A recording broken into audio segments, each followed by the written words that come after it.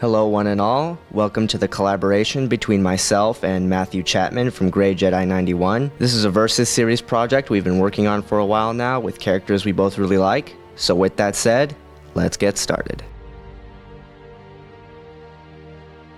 Born on the planet Solist in 22 BBY, Katarn was the son of a Force-sensitive named Morgan and a farmer woman named Patricia. After his mother died, Kyle enrolled at the Imperial Academy, serving as a stormtrooper, but quickly rose to the rank of admiral. After learning that his father had been killed, Kyle left the Empire and became a mercenary, often working very closely with the Rebel Alliance. It was during this time that Kyle met and formed a friendship with Jan Ors, who would become his partner on many missions. Kyle eventually learned that the one responsible for his father's death was the Dark Jedi Jarek, who had killed Morgan in an attempt to find the location of the ancient Valley of the Jedi, a place of great power. Aided by the spirit of Jedi Master Q Ron, Kyle Katarn was able to unlock his latent force potential. Kyle fought his way through Jarek's forces and eventually confronted him at the Valley of the Jedi. After a fierce battle, Kyle killed Jarek and set the spirits trapped in the valley free. This would not be Kyle's last adventure though, as not long after, the Dark Jedi Dasan emerged, who was bent on destroying the Jedi Academy and getting revenge for his exile. Kyle was once again forced into an intense campaign to save both the Jedi Academy and the life of Jan Ors, who Dasan had kidnapped in order to extract information about the valley. Dasan was defeated and Kyle took up a full role in the new Jedi Order. Kyle Katarn was eventually elevated to the status of Battle Master of the Order, and was given a seat on the Jedi High Council, where he served as one of the Order's greatest masters. Kyle Katarn is remembered for his unbreakable will and unparalleled dueling skills.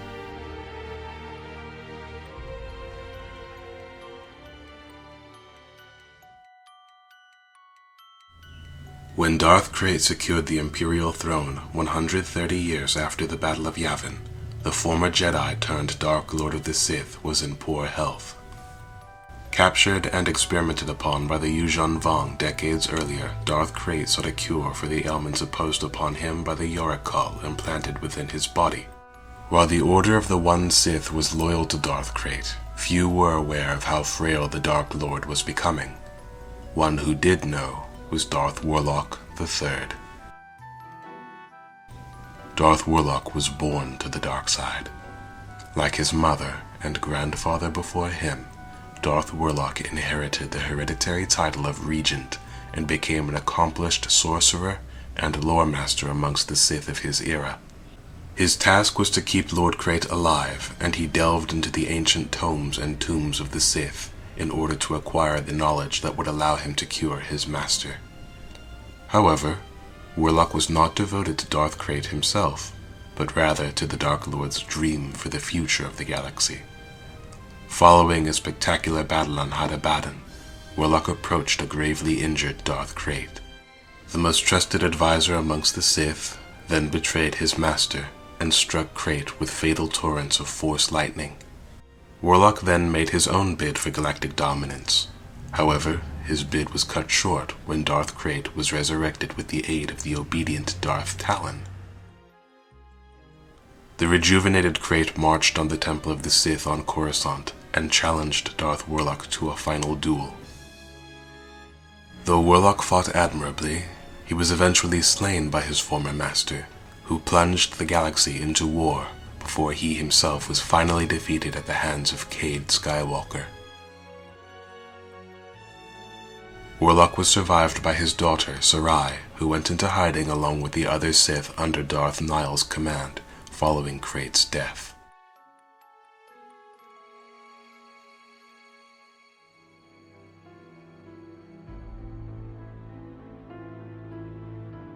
First, we will compare them physically. Kyle Katarn is a 67-year-old human male and is in extremely good shape for a man of his age. This was in no small part to his soldier training he received at the Imperial Academy. Kyle has also demonstrated an extremely high level of stamina. Seriously, this is a man who has plowed his way through entire armies and was still able to defeat a Dark Jedi with minimal difficulty. Kyle is also a capable unarmed fighter and is able to go toe-to-toe with stormtroopers and even Yuuzhan Vong, all while completely unarmed. However, while he is still quite old and very likely past his physical prime, he is far from decrepit.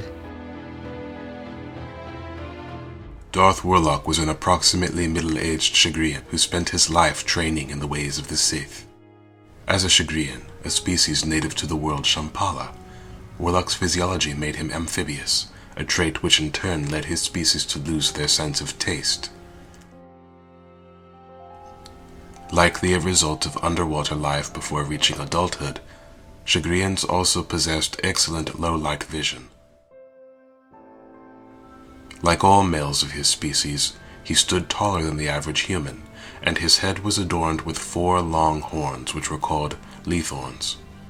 As a result of solar instability during the evolution of early life on Shambhala, Chagrians and the rest of the native species that survived that era developed a resistance to radiation.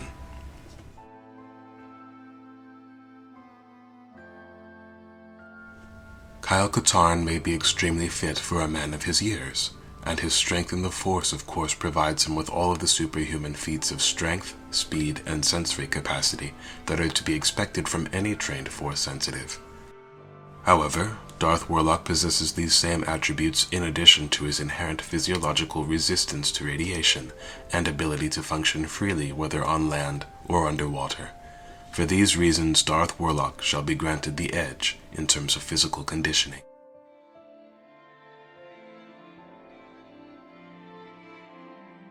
Now we compare them as martial artists and lightsaber duelists. Katarn was one of the most skilled swordsmen of his day, and had many years practicing and refining his lightsaber styles. He was even said to be one of the few Jedi Masters who can match Grand Master Luke Skywalker himself in a sparring session. Customary of a battle master, Kyle had a wide variety of lightsaber styles at his disposal, but his preferred styles were Form 1, Shi-Cho, Form 4, Ataru, and Form 5, Xian/Djem-So. Form 1 is all about letting the flow of battle work with you, and is very random and precise. Although it is terrible against single opponents, it is excellent against large groups, evidented by Kyle's ability to take on swarms of stormtroopers and reborn warriors. Form 4, Ataru, is the most physically demanding of all lightsaber styles, and relies on a lot of jumps, flips, and kicks. This is shown by Kyle often mixing in acrobatics in his fights, such as his one with Dasan. Form 5, Xian/Djem-So, is one of the most aggressive forms of lightsaber dueling. Meant to act as Sarisu's answer to the lack of offense, Xian is focused on attack and aggression, completely overpowering your enemy. Kyle was an absolute master of this style, and has demonstrated it by his sheer determination and aggression to destroy his opponent, as shown by his battle with Maw and Tavion. Overall, Katarn's styles are geared for several different kinds of situations, both multiple enemies and single combat. The perfect layout for a battle master, the textbook definition of a one-man army.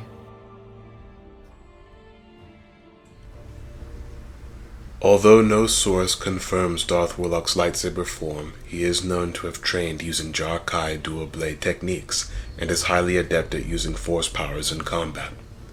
The implication here would lead me to believe that Darth Wyyrlok's primary martial arts discipline was Naman, the 6th form of lightsaber combat. It has been said that Naman carries no specific strengths, but no weaknesses either. It was also known as the Way of the Rancor, the Diplomat form, and my personal favorite, the Moderation form. As is suggested by the form's alternate moniker, Naman was best suited to those who chose to spend less time developing their skills with the blade, and devoted themselves to the other aspects of their training, such as mediation, negotiation, and the study of the higher mysteries of the Force. It is not a traditional choice for the combat specialist, and is composed of elements from each of the 5 preceding forms. The result was a balanced fighting style. It would leave a practitioner less exposed when on the offensive than the more aggressively oriented forms, but it also provided offensive training techniques which allowed the user to take the offensive initiative, unlike the purely defensive martial arts such as Sarisu. Naman also traditionally acts as a gateway to the study of dual-blade swordsmanship, which was another aspect of Wyyrlok's training, and a skill he shared in common with Darth Krayt. Rather than specializing with either offensive or defensive techniques with regard to swordsmanship, Naman encouraged the use of force powers in combat, something very much in line with what we can observe from Darth Wyyrlok.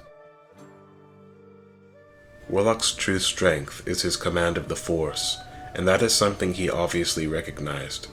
His first and last responses in combat were almost always displays of force power rather than skill with a lightsaber. However, Given the fact that he could defend himself against a duelist as powerful and skilled as Darth Krayt, it's clear that Wyyrlock's talents are not to be underestimated. Though he may have no specific strengths or weaknesses when it comes to lightsaber combat, Darth Wyyrlok was still one of the greatest warriors of the dark side of his era.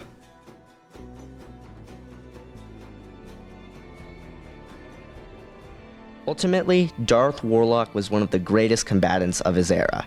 However, this had much more to do with his strength in the Force than his skills with the lightsaber. On the other hand, Katarn was a renowned battlemaster whose skills were respected by the greatest of his peers, in this case Luke Skywalker and Jacen Solo. Although Katarn was soundly defeated when he and the other Jedi accompanying him challenged Darth Caedus, I think it's rather safe to say that he was going up against the best of the best.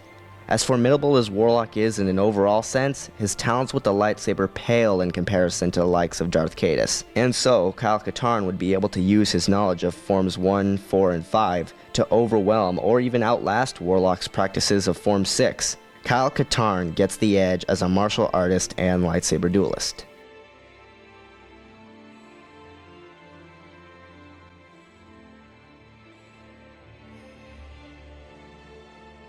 Now we compare their Force abilities. Katarn was without a doubt one of the most powerful Force users in the New Jedi Order, so much so that Darth Caedus even considered him a viable threat. Caedus himself being considered more powerful than Darth Vader. Basically put, his Force pushes and shoves were able to send incredibly large objects hurtling through the air. Cal was also highly skilled in Force shield and Force speed, and was able to move faster than even a Force sensitive could pick up. He has also demonstrated advanced telepathic ability, as not only is he skilled in the Jedi mind trick, but he is able to project his thoughts into the minds of others, even if they are at a great distance, like he did with Jaden Korr on Tasper 3. Something that made Cal stand out though was his innate philosophy regarding the light and dark sides. Unlike many Jedi who chose to focus solely on their light side abilities and believed that all things dark side were inherently evil, Katarn firmly believed that abilities are not inherently good or evil. It's how you use them. Because of this, Cal also had access to a variety of dark side abilities as well. He was a practiced hand at Force lightning and was able to generate bolts so powerful they could literally send a person flying. He was also highly skilled in Force choke and could use it to grapple and swing someone around with ease.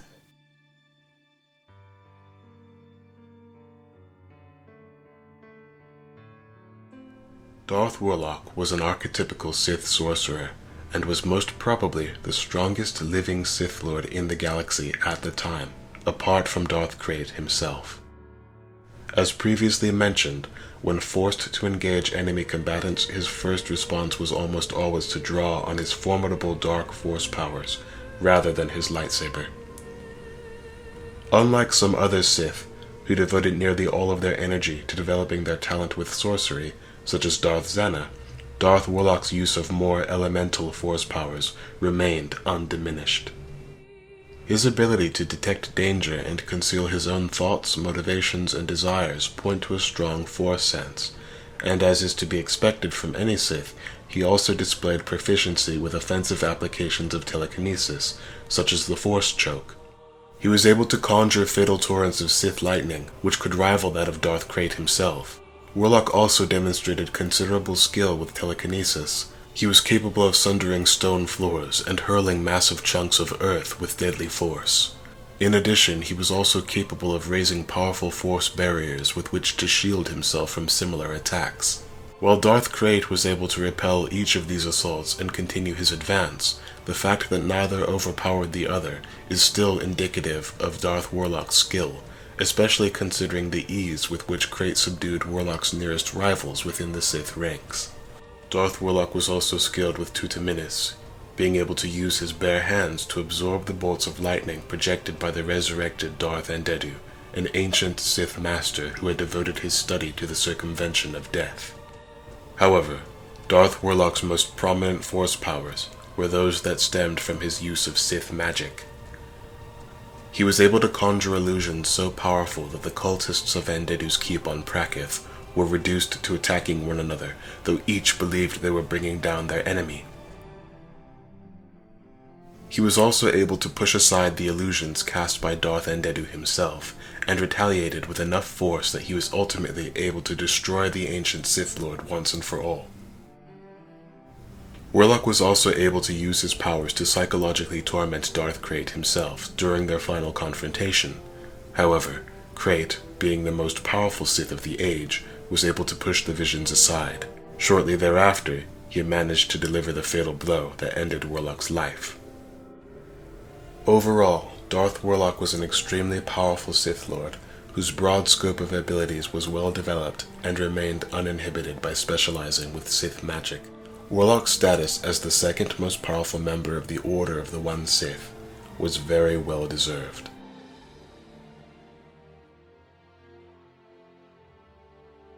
Although Katarn was gifted in the use of powers stemming from both sides of the Force, the truth is he doesn't carry as much variety as his competition. He does possess effective counters for the majority of Wyyrlock's elemental assaults, but ultimately, he does not have as many options when it comes to using the Force offensively. In addition to that, while Katarn's strength of will and power in the Force would likely enable him to shrug off the effects of Wyyrlock's magic, the illusions would still serve as distractive tools. The effectiveness of Wyyrlock's use of lightning and telekinesis may be lessened in part by Katarn's own knowledge and power, but the effectiveness of those powers can never be negated completely.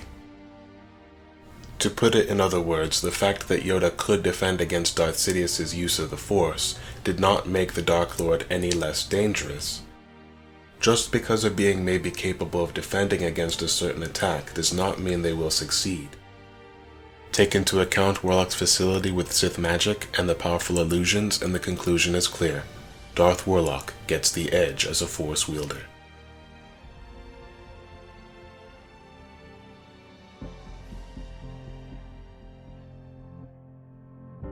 Now we compare armament and tools. Katarn built his lightsaber after his victory over Jarek, during his brief stint at the Jedi Academy before Desan's uprising. It followed a very versatile and advanced design, with a long hilt and hand grips on the upper and lower parts, signifying alternate hand placement, essentially making it the perfect weapon for a swordmaster. It utilizes a single blue Adagan crystal as the focusing lens. Kyle would also carry a briar pistol with him for a majority of his adventures, but he has appeared to have abandoned its use after Desan's defeat, instead favoring his lightsaber.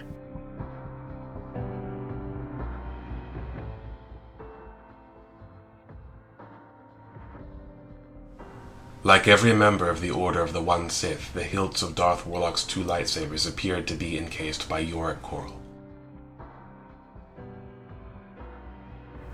Like Darth Krayt, Wyyrlock did carry dual blades, and so the potential use of a second lightsaber does open up further possibilities for him in the midst of combat. However, he has never been observed doing this, and more often than not, his weaponry could be described as standard.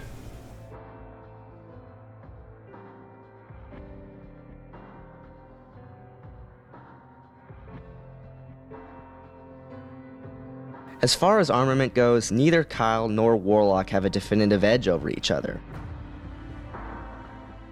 On the one hand, Katarn's single-bladed lightsaber is designed to provide a great deal of versatility. On the other hand, a similar effect comes into play when we take into account that Darth Wyyrlok carries not one, but two fairly standard lightsabers. Since there's no real defining factor here, we declare them equal in terms of armament.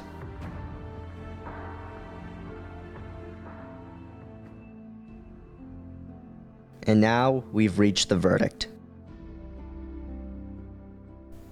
Although he was a member of the One Sith, an order comprised in large part by weaker Sith than those of other eras, Darth Wyyrlok was one of the few who distinguished himself from his peers.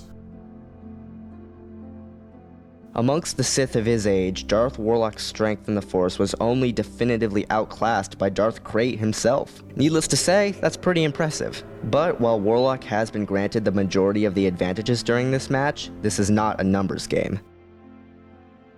No edge was given for weaponry, and since the fight will not occur underwater, in the dark, or in a radioactive zone, the physical advantages don't really apply.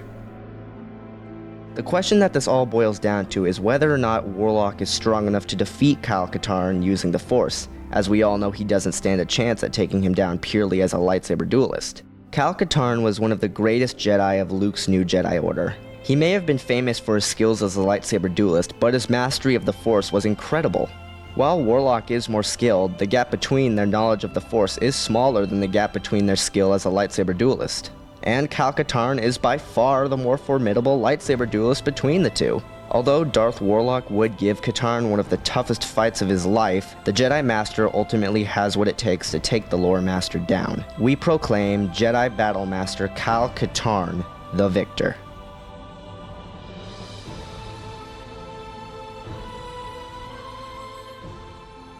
Well guys, we hope you enjoyed that Versus series. Please leave suggestions for future Versus series in the comment section below. I also highly encourage all of you to check out Gray91's channel if you haven't already.